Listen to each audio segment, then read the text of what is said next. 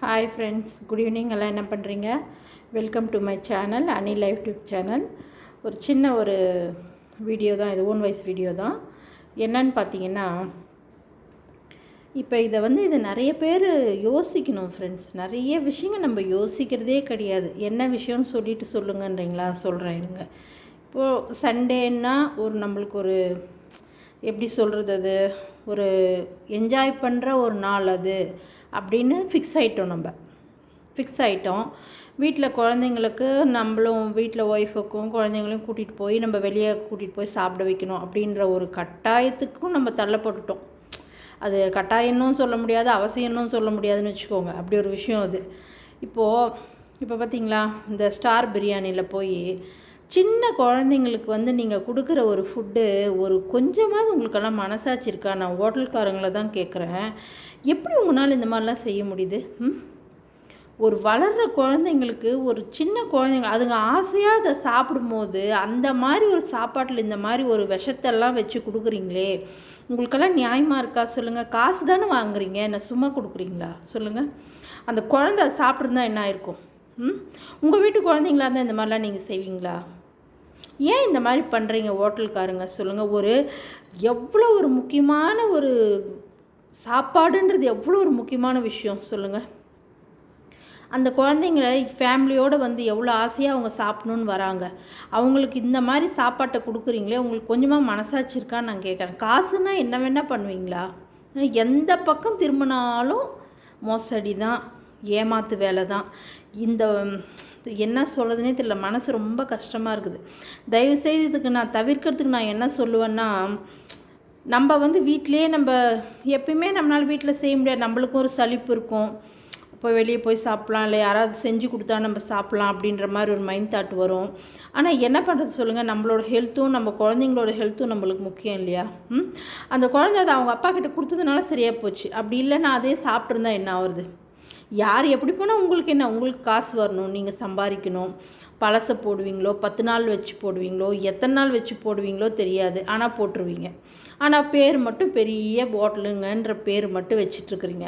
கொஞ்சமாக ஒரு ஹோட்டல் வச்சுருக்கிறவங்க மனசாட்சியோடு நடந்துக்கோங்க.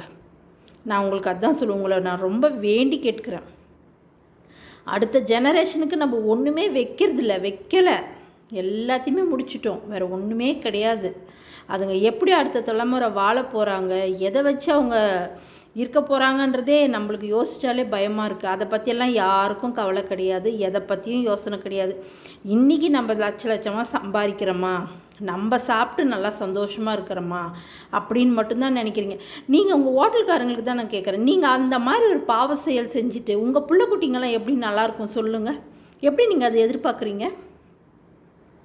இத்தனை குழந்தைங்களோடையும் இத்தனை ஒரு உயிரோடையும் நீங்கள் ஒரு அலட்சியமாக விளையாடுறீங்க. உயிருக்கு மதிப்பே கிடையாது உங்ககிட்டலாம். காசு காசு காசு என்னத்தை வாரி கொண்டு போகிறீங்க? செய்கிற தொழிலில் கொஞ்சமாக நேர்மையாக இருக்கணும். நேர்மை இருந்தால் மட்டும்தான் நம்மளோட தலைமுறை நல்லா இருக்குமே தவிர, நீங்கள் இந்த மாதிரி ஏமாற்றி சம்பாரித்து எதையுமே நீங்கள் அவங்களுக்கு சேர்த்து வைக்க போகிறதில்ல. பாவத்தை மட்டும்தான் நீங்கள் சேர்த்து வைக்கிறீங்க. அதை அவங்களுக்கு எந்த ஒரு உபகாரத்தையும் கொடுக்க போகிறீங்க. நீங்கள் கோடிக்கணக்கில் சேர்த்து வச்சுருக்கலாம், ஆனால் அதை அனுபவிக்கிறதுக்கு அவங்களால முடியாது. ஞாபகம் வச்சுக்கோங்க. நீங்கள் செய்கிற பாவங்கள், நீங்கள் செய்கிற ஒரு துரோகங்கள் எல்லாம் கடவுள் பார்த்துக்கிட்டே தான் இருக்கார். ஒரு மனுஷன் என்னங்க கொண்டு போகிறான்? 3 நேரம் சாப்பாடு, அதை தவிர வேறு என்னங்க இருக்குது உலகத்தில் சொல்லுங்கள்? ஒரு சாப்பாட்டு விஷயத்தில் கொஞ்சம் கூட ஒரு அக்கறை இல்லாமல் இந்த மாதிரிலாம் பண்ணுறீங்களே, உங்களுக்கெல்லாம் கடவுள் எப்படி நல்ல இது கொடுக்குறாருன்னு எனக்கு தெரியல. ஆனால் பின்னாடி உங்களுக்கு நிறைய பெருசாக கொடுப்பாரு. ஆனால் அதுக்குள்ளே நீங்கள் எத்தனை உயிரோடு விளையாடுவீங்களோ, எத்தனை பேர்த்து கொல்ல போகிறீங்களோ எனக்கு தெரியல. எனக்கு ரொம்ப மன வருத்தமாக இருக்குது. தயவு செய்து நான் சொல்கிறேன் பாருங்கள். நான் என் வீடியோவில் கூட நிறைய சொல்லியிருப்பேன், பெரும்பாலும் ஹோட்டலுக்கு போகாதீங்க, அதுவும் நான்வெஜ்ஜுக்கு சுத்தமாக போகாதீங்கன்னு சொல்லுவேன் நான். இப்போ இந்த தள்ளு வண்டியில் கூட என்னென்னா அன்னன்னைக்கு செஞ்சு அன்னன்னைக்கு கழுவி வச்சிடுறாங்க. ஆனால் இவங்கள மாதிரி பெரிய ஹோட்டலை நம்பி நீங்கள் போய் இந்த மாதிரி 10 நாள் ஃபுட்டோ, அது 1 மாதத்து ஃபுட்டோ, என்ன கன்றாவியோ, அவங்களுக்கெல்லாம் மனசாட்சியும் கிடையாது, ஒரு மண்ணாங்கட்டியும் கிடையாது. நம்ம குழந்தைங்களோட உயிர் நம்ம கையில். அவங்களோட எதிர்காலம், அவங்களோட எப்படி சொல்கிறதுன்னு தெரியல. அவங்களுக்கு என்ன வாங்கி கொடுத்தாலும் அதில் ஏதாவது ஒரு பிரச்சனை இருக்குது. இப்போ கண்ணு முன்னாடி அவர் பெற்றவங்களுக்கு எப்படி இருக்கும் சொல்லுங்கள், அதை யோசிச்சு பாருங்கள். தயவுசெய்து சொல்கிறேன், ஹோட்டல்காரங்களுக்கு ரொம்ப பாவத்தை சேர்த்துக்காதீங்க. காசுன்றது ஒரு இன்றைக்கி இருக்கும், நாளைக்கு போயிடும். அதனால் தயவுசெய்து உயிருக்கு மரியாதை கொடுங்க, உயிரை மதிங்க கொஞ்சத்துக்கு கொஞ்சமாவது. ஒரு சின்ன பிஞ்சு அதுக்கு எப்படி நீங்கள் அந்த மனசார அதை கொடுத்தீங்கன்னு தான் எனக்கு தெரியல. எனக்கு எப்படி உங்களால் அது முடியும்? உங்கள் குழந்தைங்களுக்கு அந்த மாதிரி கொடுப்பீங்களா? உங்கள் குழந்தைங்களுக்கு உங்கள் ஹோட்டல் சாப்பாடை நீங்கள் கொண்டு போய் கொடுப்பீங்களா சொல்லுங்கள்? எப்படி நம்பி வராங்க ஜனங்க? ஏன் இப்படி பண்ணுறீங்க?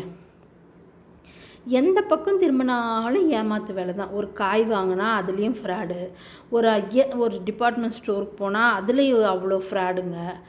என்ன தான் வாங்கி மனுஷன் எப்படி தான் வாழ்கிறது சொல்லுங்கள்?